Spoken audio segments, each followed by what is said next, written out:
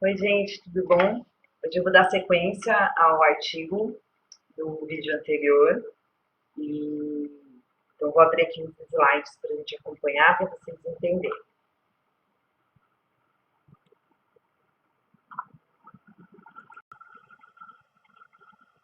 Bom, para quem não sabe ainda, eu sou estudante da Uninter, Centro Universitário Internacional.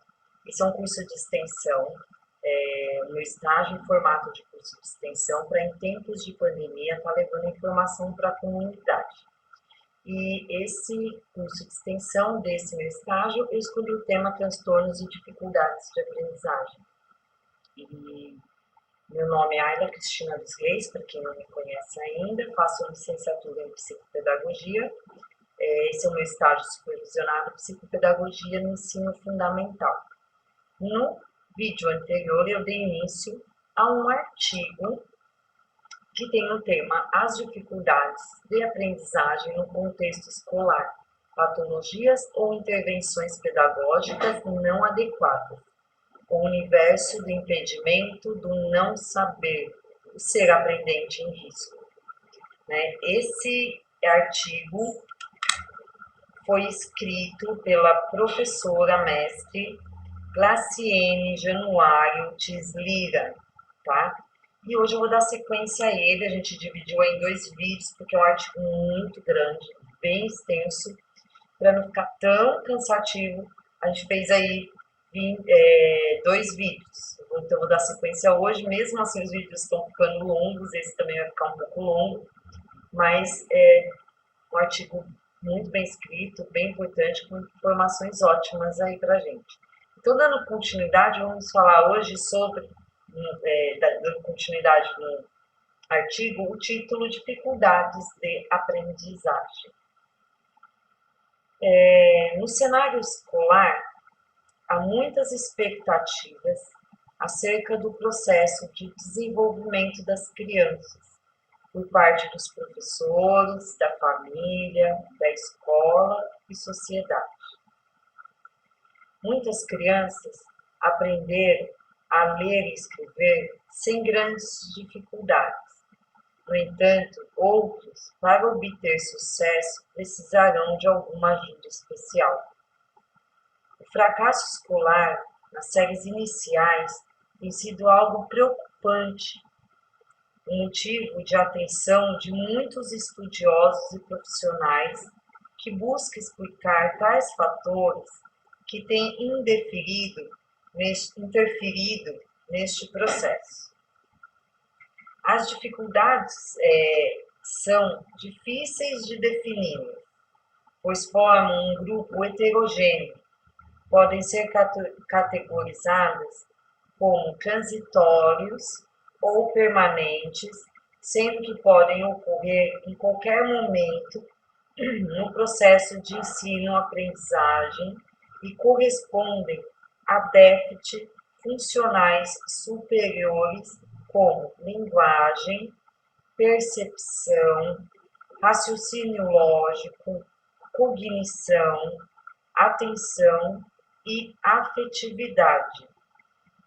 É comum percebermos que o ato de não aprender tem sido frequentemente associado à figura do aluno problema. Nos alerta Aquino, 1997, página 2. O aluno problema é tomado, em geral, como aquele que padece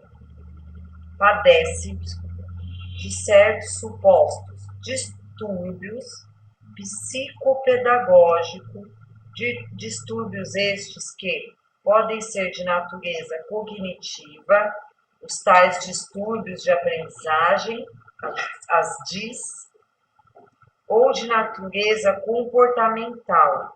E nessa última categoria, enquadra-se um grande conjunto de ações que chamamos usualmente de indisciplinados. Dessa forma, a disciplina e o baixo aproveitamento dos alunos seriam como duas faces de uma mesma moeda. representando os dois principais obstáculos para o trabalho docente.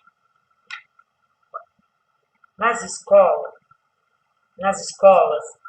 nos deparamos muitas vezes com a complexidade de professores diante das dificuldades de aprendizagem, tomadas de uma inevitável sensação de impotência, que em alguns momentos se deparam diante de um quadro desanimador.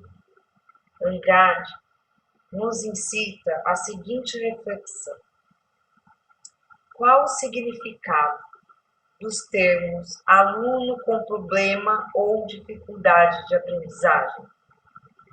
São várias as possíveis respostas, várias as possíveis construções de significados acerca dos termos, sem que uma seja mais verdadeira que outra.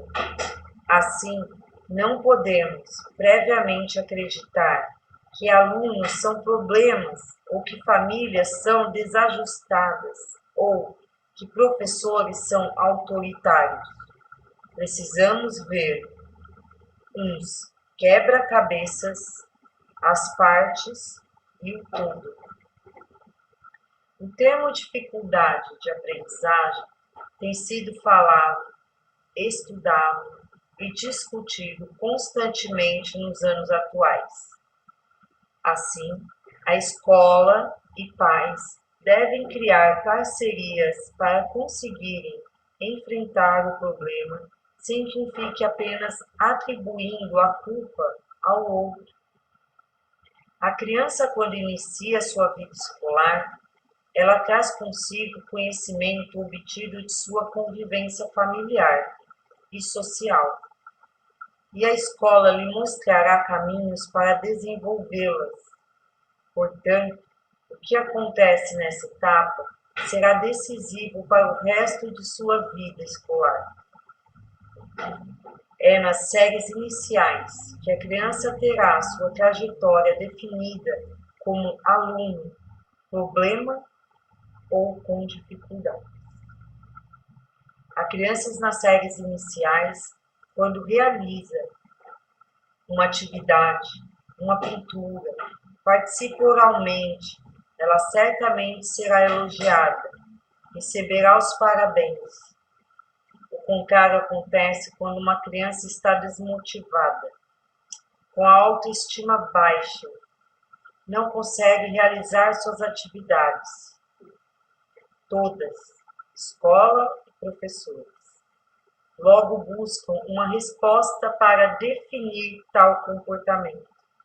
Neste momento, deve ser formada uma equipe com psicopedagogo, coordenação pedagógica, direção escolar, professores e família, para analisar as causas destas dificuldades, que podem ser de fator orgânico.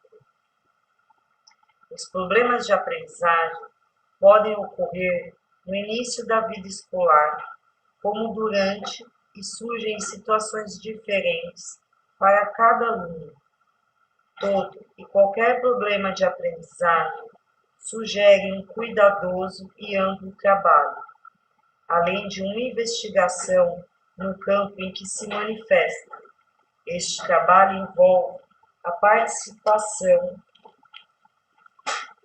do professor e da família da criança, para fazerem uma análise da situação e levantar informações sobre o que está representando essa dificuldade ou empecilho para que este aluno não aprenda. É importante que o professor conheça as manifestações do pensamento infantil, para identificar o estágio que o aluno se encontra e ter uma noção bastante clara do que é uma dificuldade normal, problemático e anormal ou patológico. O problema de aprendizagem pode ser considerado como um sintoma, no sentido de que o não aprender não configura um quadro permanente. A maneira a intensidade com que se apresentam e a duração torna difícil para o professor diferenciar um problema de aprendizagem de um distúrbio, ficando par um especialista na área a tarefa de diferenciar uma da outra. Ao professor cabe a tarefa de detectar os problemas que aparecem na sala de aula e investigar de forma mais ampla as causas que abrangem os fatores orgânicos, neurológicos, mentais, psicológicos adicionados a problemas ambientais em que a criança vive. Tal postura facilitará o encaminhamento da criança a um especialista, que, além de tratar a dificuldade da criança, poderá orientar melhor o professor a lidar com este aluno em salas normais ou, se necessário, encaminhamento para salas especiais, como para um tratamento adequado da dificuldade detectada. Seriam as tais salas, psicopedagógicas dentro da escola, que infelizmente não acontece e a gente só encontra em raras escolas. É importante ressaltar que, quando o ato de aprender se apresenta como problemático, é preciso uma avaliação minuciosa, pois o aluno é um ser social com cultura, linguagem e valores. Para Cole, Marquese e Palacios, as dificuldades de aprendizagem, que seriam as DAS, podem se classificar como generalizadas, quando afetam quase todas as aprendizagens, sendo escolares ou não escolares, e como graves, quando afetam vários e importantes aspectos do desenvolvimento da pessoa nas áreas motoras, linguísticas e cognitivas, que geralmente aparecem como consequência uma lesão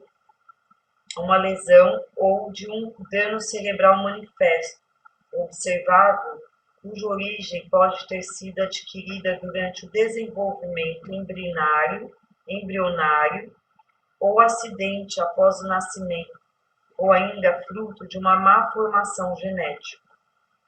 Para os autores, as dificuldades de aprendizagem podem ainda ser qualificadas como permanentes, já que o prognóstico de solução é muito pouco favorável. Em outras ocasiões, das dificuldades de aprendizagem são consideradas como inespecíficas, quando não afetam o desenvolvimento de modo a impedirem o acontecimento da aprendizagem. Muitas vezes, nem se falam delas como uma dificuldade de aprendizagem, não tendo nenhuma razão intelectual que justifique. Nestes casos, as causas podem ser institucional ou ambiental, com uma influência especial sobre variáveis pessoais, tais como a motivação, ou seja, podem ser evitadas e solucionadas facilmente do ponto de vista da análise técnica psicopedagógica. As dificuldades de aprendizagem específicas podem afetar de modo específico determinadas aprendizagens escolares, como da leitura e da escrita, e como leves, que não implicam deterioração intelectual, afetam pouco os aspectos psicológicos e suas consequências. Podem ser solucionadas mediante intervenção psicopedagógica oportuna e eficaz. Ainda podem ser qualificadas como evolutivas, porque se estima que sua origem se deva a atrasos no desenvolvimento. Cole, Marchese e Palacios classificam as dificuldades de aprendizagem como a. Condições intrínsecas da pessoa que apresenta as dificuldades de aprendizagem, por exemplo, a herança, a disfunção cerebral mínima ou os atrasos maturativos. B. Circunstâncias ambientais nas quais se dá o desenvolvimento e ou aprendizagem, como, por exemplo, ambientes familiares e educativos pobres, projetos institucionais inadequados e outros. C. Uma combinação das anteriores, em que as condições pessoais são influenciadas de forma positiva ou negativa, conforme os casos, pelas circunstâncias ambientais. Assim, é possível situar as diferentes formas de conceber as dificuldades de aprendizagem em um contínuo pessoa-ambiente, conforme se acentuam mais ou menos as variáveis pessoais ou as ambientais na ordem da dificuldade.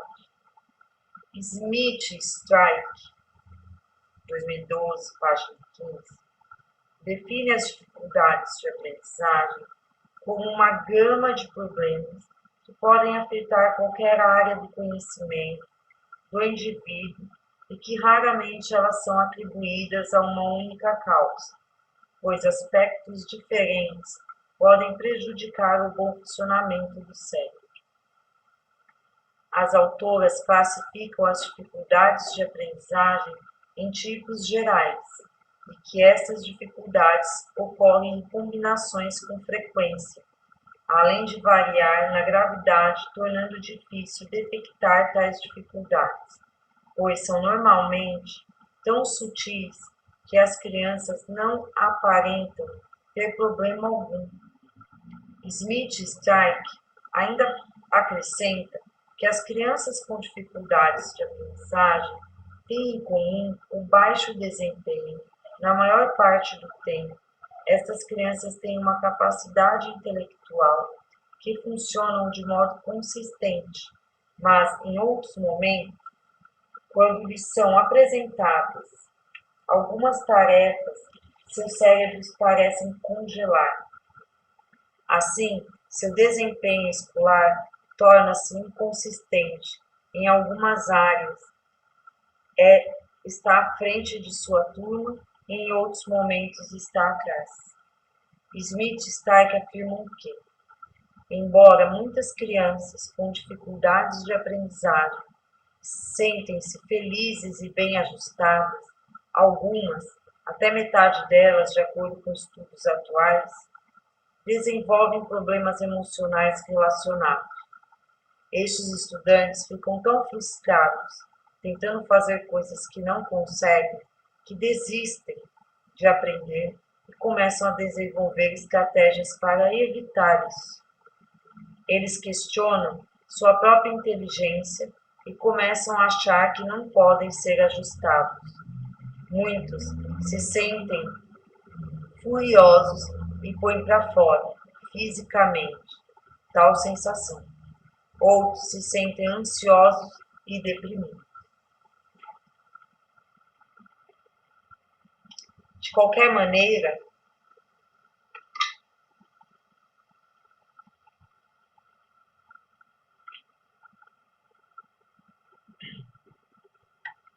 qualquer maneira, essas crianças acabam se afastando do convívio social, tornando-se solitárias com baixa autoestima. Nos últimos anos, os cientistas têm realizado estudos cada vez mais com técnicas sofisticadas para compreender melhor as causas. Realizam pesquisas com cérebros vivos em funcionamento com e sem problemas de aprendizagem durante a leitura e escrita. Embora tais pesquisas estejam produzindo informações sobre as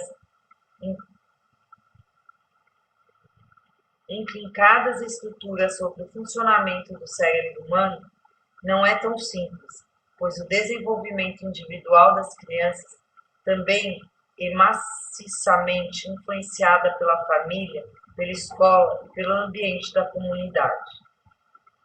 Sampaio, 2009,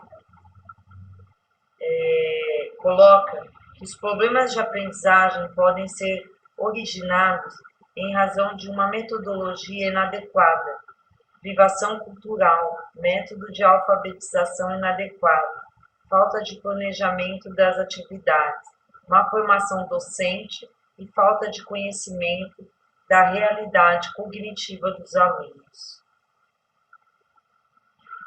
Assim, Sisto, baseado em uma pesquisa feita pelo Departamento de Saúde Mental do Texas, traça um perfil dos sujeitos com dificuldades de aprendizagem, como falhas na escola, certa desorientação e deficiências em leitura e linguagem, desenvolvimento social e intelectual inferior ao esperado para a idade. Acrescenta ainda que essas crianças vivem em ambientes com regras rígidas e que geralmente são desajeitadas, desascadas e têm dificuldades de compreender o conceito de tempo. Moraes declara que os distúrbios de aprendizagem se manifestam como dificuldade para integrar os elementos simbólicos percebidos na unidade de uma palavra ou uma frase, qualquer que seja o tipo de mecanismo utilizado nessa integração. Essa dificuldade atinge em diversos graus a leitura, a escrita, a ortografia e o cálculo, e geralmente incidem no diagnóstico de crianças com problemas de adaptação. Johnson e McLebus concluíram que os distúrbios de aprendizagem estão relacionados à linguagem. Então, partiram para a descrição dos processos de aprendizagem verbal e não verbal, que incluem também sensação, percepção, imagem, memória, simbolização e conceituação, com a possibilidade de distúrbios em qualquer nível. Os distúrbios poderiam ser intraneurosensoriais, como no caso do sistema auditivo, ou interneurosensoriais, como nas dificuldades da integração entre funções de sistemas diferentes. Para Sampaio, são muitos distúrbios que a criança com dificuldade apresenta na aprendizagem. Os mais citados no meio escolar são o TDAH, que é o transtorno do déficit de atenção com ou sem hiperatividade, a dislexia, a descalculia, disgrafia e a desortografia. São as DIS.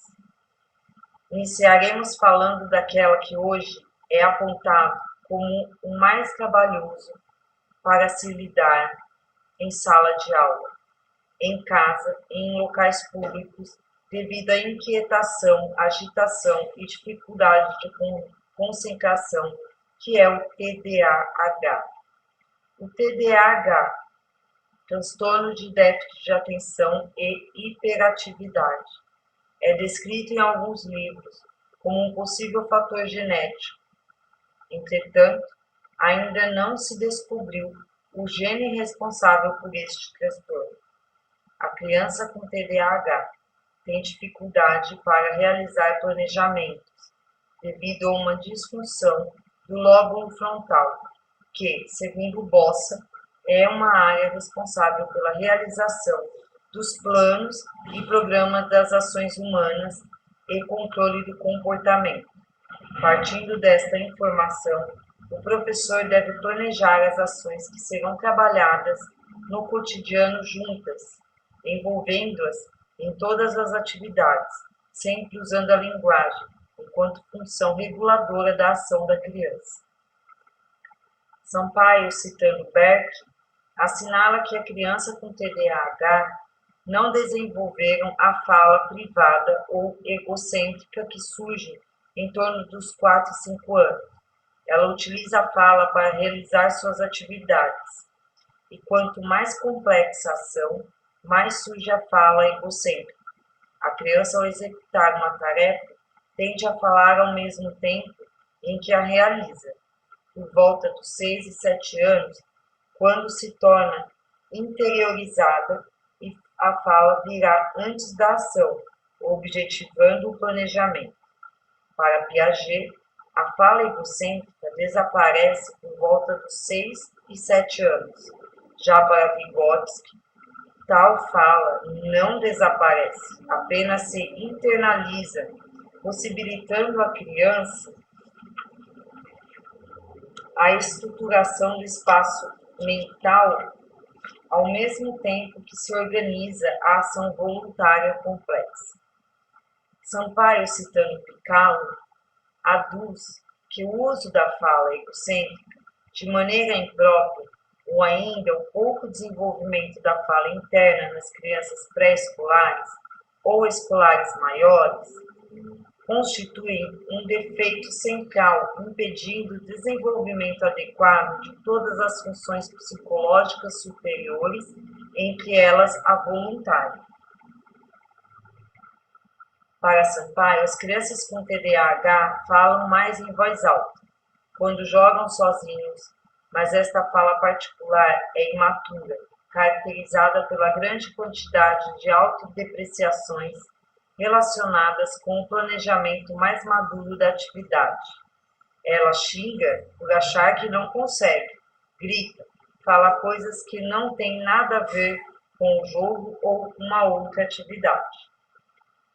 Sampaio, citando Beck, acredita que pelo fato destas crianças receberem ordens constantemente, castigos, elas têm poucas oportunidades de interagir com os adultos de forma afetiva e pacientemente e de estarem realizando tarefas difíceis de concluírem sozinhos. Sampaio coloca que a falta de concentração pode ter várias origens e não necessariamente ser um TDAH. Ela pode aparecer apenas quando a criança tenha que realizar as tarefas escolares.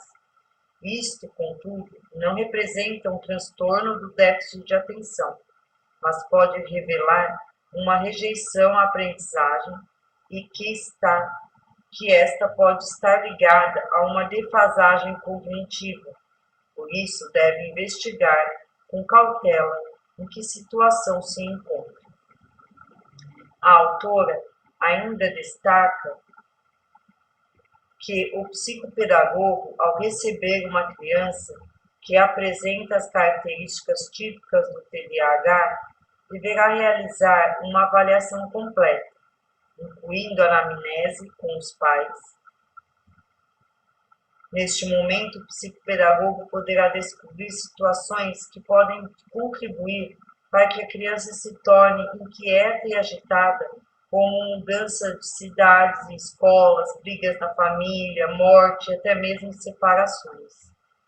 Diante destas observações, o primeiro passo a ser tomado é procurar saber, investigar, se a criança apresenta este comportamento em todas as situações do seu cotidiano e se está acontecendo há pelo menos 6 meses.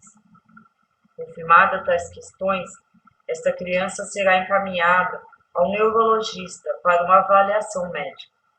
Sampaio informa que o medicamento Ritalina não cura o TDAH, apenas ajuda a normalizar os neurotransmissores, que são substâncias que transmitem informações de uma célula para outra, enquanto está sendo ingerida, e quando interrompida a medicação, tudo volta a ser como antes. O autor ainda reafirma que o uso do medicamento deve ser considerado em alguns casos que foram incorretamente diagnosticados, tendo critérios muito bem estabelecidos, avaliando se realmente existe uma hiperatividade na criança ou trata-se apenas de falta de limites dos pais, como ocorre em alguns casos, e que são facilmente confundidas com TDAH. Dislexia.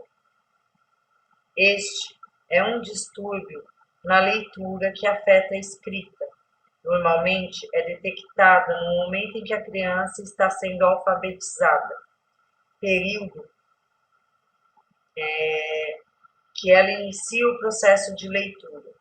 Tal problema torna-se visível quando a criança tenta soletrar letras com bastante dificuldades e sem sucesso.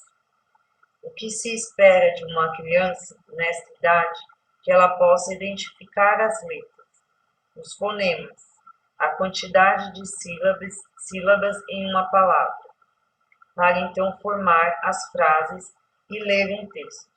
Tais habilidades não se encontram em uma criança com dislexia.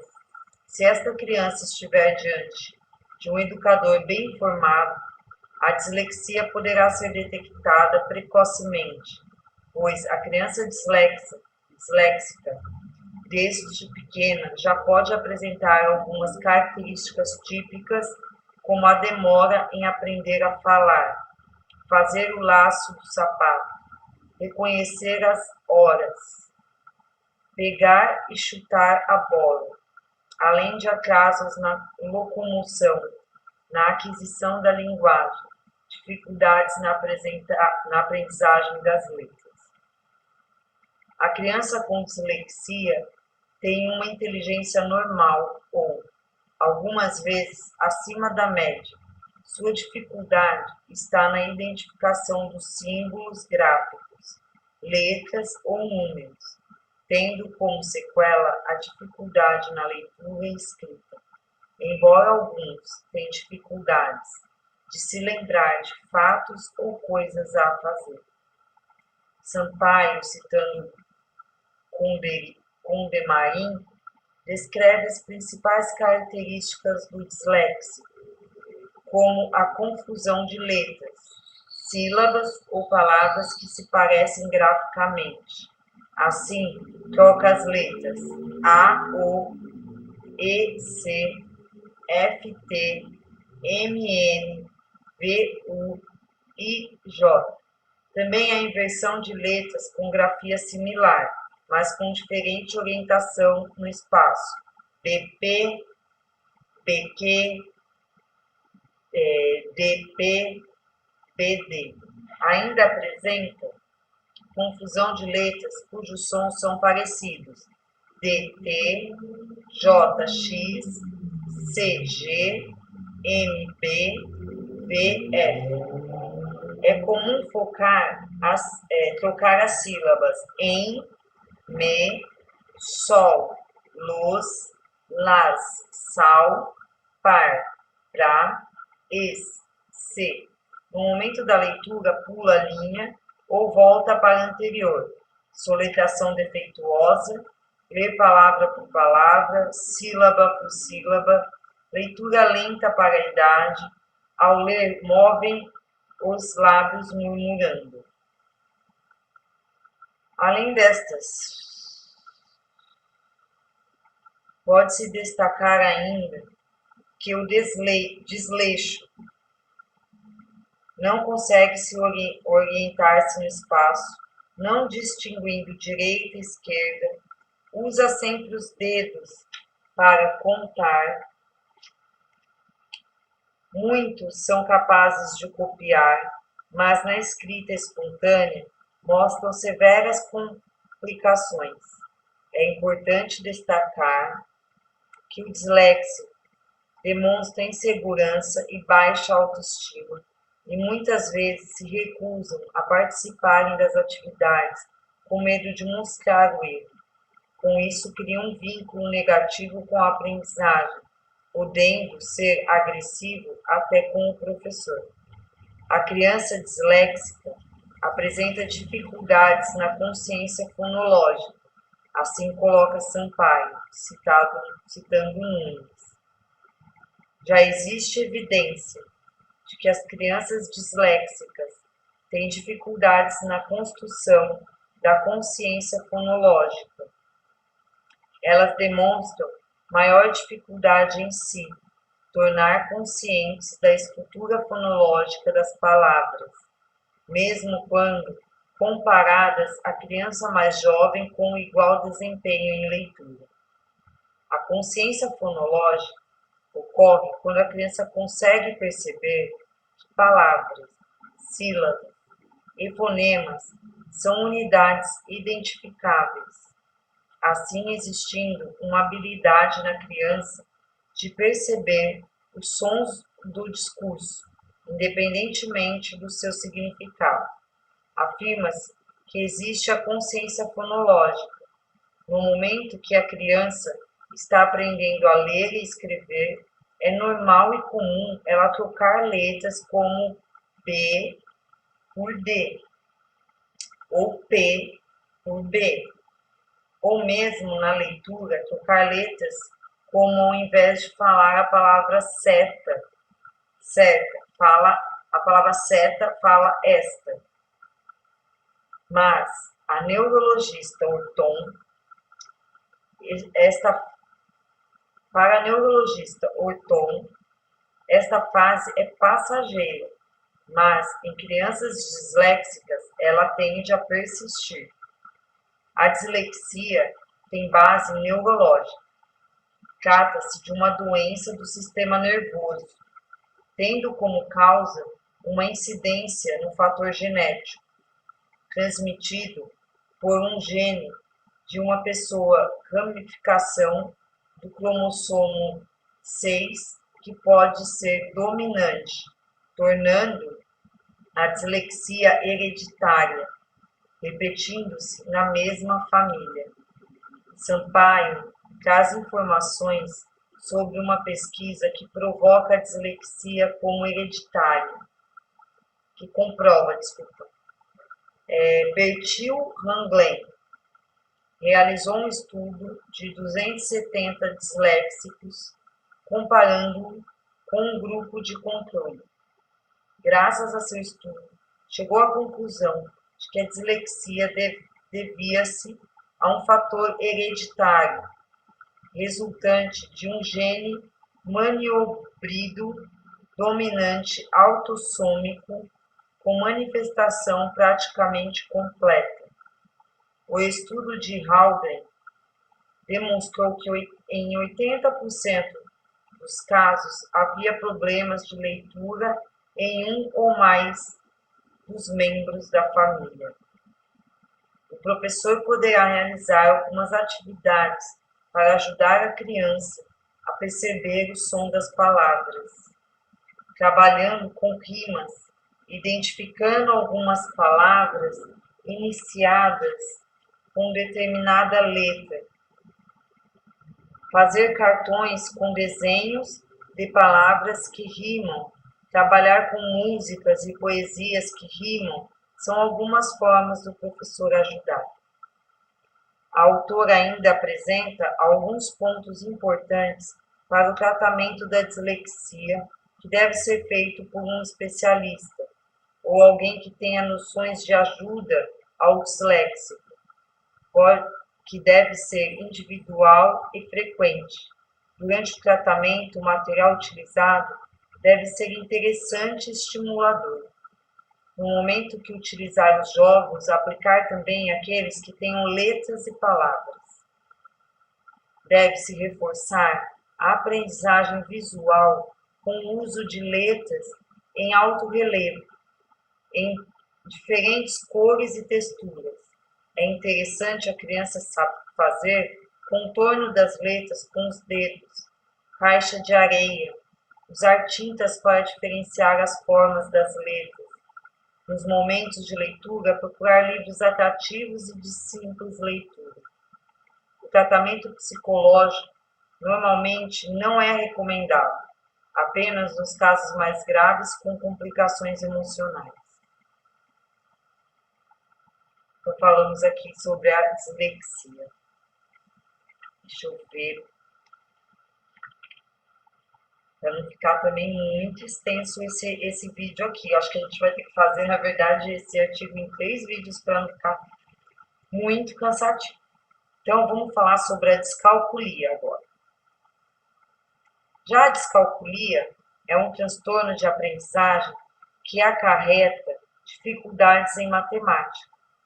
Este transtorno não é consequência de uma deficiência mental, nem por déficits visuais ou auditivos.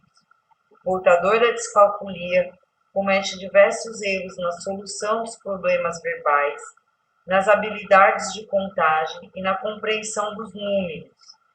A descalculia, segundo Cox, citado por Sampaio, pode ser classificada em 6 subtipos, podendo ocorrer em combinações diferentes e com outros transtornos.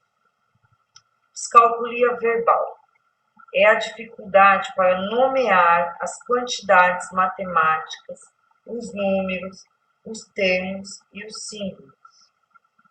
Descalculia practognóstica é a dificuldade para enumerar, comparar e manipular objetos reais ou em imagens matematicamente.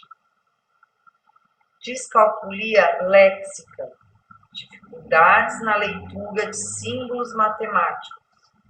Descalculia gráfica, dificuldade na escrita de símbolos matemáticos.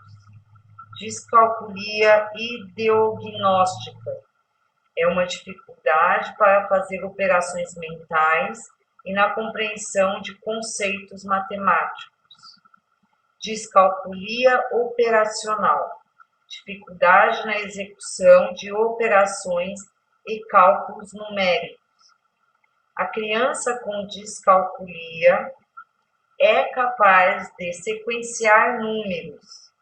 Quem vem antes do 12, quem vem depois do 16, antecessor e sucessor.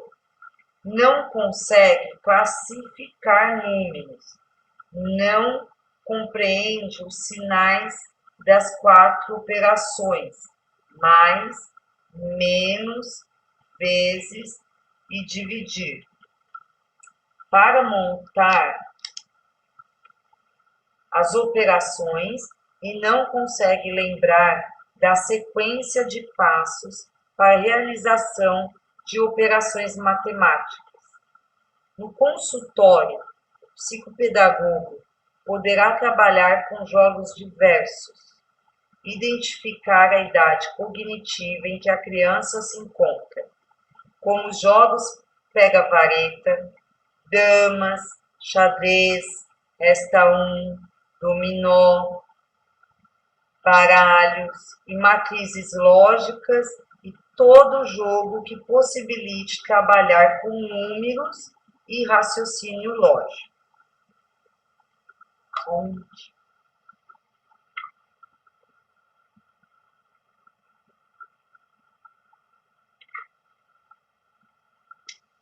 A autora traz ainda a disgrafia, que é quando a criança, ao escrever, tenta lembrar-se da grafia da letra e, escrevendo muito lentamente, apresenta a letra feia com garranchos, unindo inadequadamente as letras de forma ilegível. As crianças com disgrafia apresentam ainda uma desortografia, quando amontoam letras para esconder os erros ortográficos. O dígrafo apresenta algumas características como lentidão na escrita, letra ilegível, escrita desorganizada, traços muito fortes chegando a marcar o papel, muita desorganização na folha de escrita. As letras em geral são escritas no sentido contrário, além da escrita em espelho. A criança com disgrafia escreve as letras no sentido horário, ao invés do anti-horário, como as letras A, O, D. Os números são escritos de baixo para cima, além da desorganização das formas e tamanhos das letras, ora muito pequenas, ora muito grandes, e palavras alongadas ou compridas. O tratamento para a disgrafia requer estimulação linguística global e atendimento psicopedagógico. Os pais e professores devem evitar repreender a criança, valorizar suas pequenas conquistas, além de conscientizá-lo de seu problema e ajudando-lhe de forma positiva. e a desortografia, que é quando a criança faz confusão com letras, sílabas e trocas ortográficas já conhecidas e trabalhadas pelo professor, trata-se de um distúrbio da escrita, na qual podemos encontrar inversões, omissões, desordem na estrutura da frase. Quando uma criança é privada de receber um ensino de qualidade com uma metodologia satisfatória, esta poderá apresentar a desortografia, que pode ser corrigível a partir do momento que tiver um acompanhamento adequado. As principais características são troca de letras que se parecem sonoramente com faca, vaca, chinelo, ginelo, porta, borta, além de confusão de sílabas, omissões como cadeira, cadeira, prato, pato, ou ainda inversões como pipoca por picoca e junções de palavras como, por exemplo, no dia seguinte, tudo junto, sairei mais tarde, tudo junto.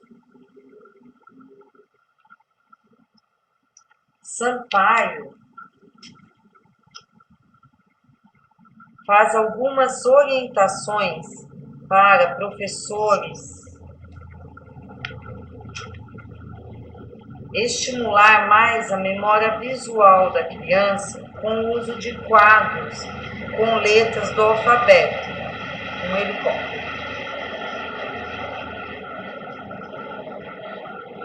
Números e famílias silábicas.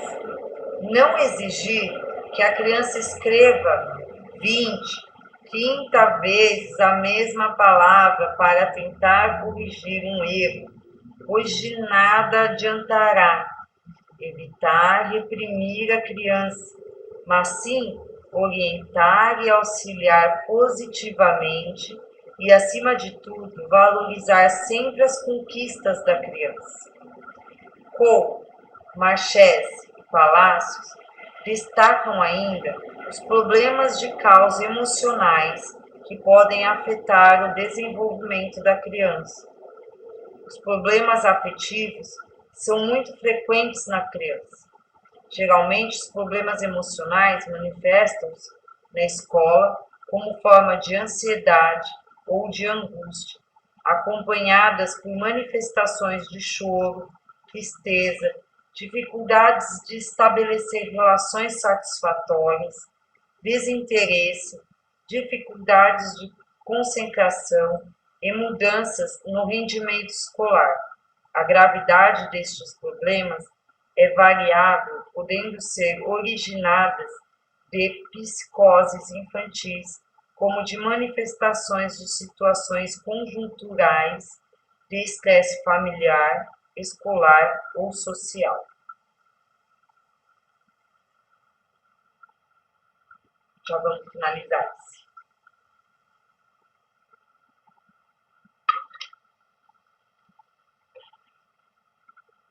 Enquanto as dificuldades emocionais se expressam muitas vezes por sintomas bem específicos como tiques, terrores noturnos, enurese e sucção do polegar, tais dificuldades não estão relacionadas ao funcionamento escolar, embora seja necessário oferecer ajuda específica para evitar a ansiedade da criança, não dando margens às dificuldades de relação com os colegas ou de adaptação do ambiente escolar. Os autores colocam ainda os problemas de conduta, que revelam atitudes como agressões, o roubo, a mentira e o vandalismo, transmitindo para a escola uma certa resistência para querer frequentá-la. Com isso, ocorrem as agressões verbais aos colegas, a rejeição ao professor, o vandalismo com destruição ou roubos e as chamadas condutas explosivas na sala de aula, criando dificuldades concretas à sua própria aprendizagem, gerando uma indisciplina na sala que causa grande preocupação aos professores, que na maioria das vezes são incapazes de resolver. Bom, vamos encerrar por aqui, porque a gente ainda tem bastante conteúdo. Esse vídeo vai ficar muito longo. Eu vou fazer o restante no próximo vídeo, tá? Que é muita coisa ainda. A gente vai voltar, então, com a finalização desse artigo no próximo vídeo, falando sobre o professor, a família e a aprendizagem. Espero que vocês estejam gostando até aqui. Eu acho que tem assuntos interessantes nesse artigo, em um linguajar mais fácil, dá para entender. A gente está falando um pouquinho sobre aí cada tipo de dificuldade para que vocês possam entender melhor, entender como procurar ajuda e quando procurar ajuda de um psicopedagogo também, né? Então, eu quero pedir você que está participando aí, como? Dá uma curtida no vídeo, põe seu comentário, deixa o seu e-mail, eu vou ficar muito agradecida, você vai fazer muita diferença aí na realização desse meu estágio, desse meu curso de extensão. Então, deixa seu comentário, deixa seu e-mail também para que eu possa colocar na minha lista de presentes, tá? Eu quero mais uma vez agradecer quem está participando e não deixe de ver os próximos vídeos. Se você perdeu algum, volta lá e dá uma olhadinha. E o meu muito obrigado e o meu até breve para vocês, tá bom? Até o próximo vídeo.